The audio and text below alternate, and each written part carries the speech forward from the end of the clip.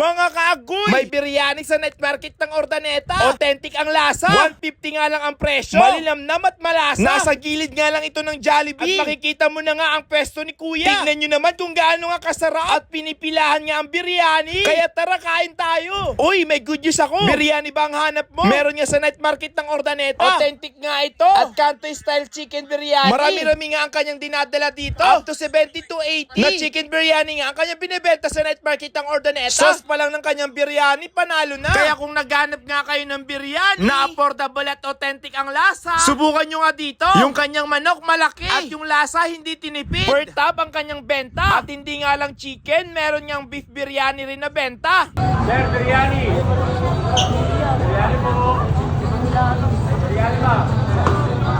May 1 po, may 1 Pagkalapag niya nga ng kanyang negosyo, ay talagang dagsahan rin ang punta ng mga customer nga sa kanya. Dahil ito lang ata ang nakita kong napakamurang biryani na Cantoy style nga. Kaya hindi na rin ako nagpahuli at syempre, titikman natin ito. Sa kanyang manok, mabango. Yung kanin, amoy na amoy ang sarap. At medium to large nga ang size ng kanyang manok. Yung masala sauce pa lang ay talagang ulam na. Mukhang mapapa-take out ata ako sa biryani dito. Sa sobrang excited kong kumain, kumagat na nga ako dito. Malinamnam at panalo. Kaya kung gagawin nga kayo ng night market ng Urdaneta, isa na ito sa mga puntahan nyo. Biryani, Maglala!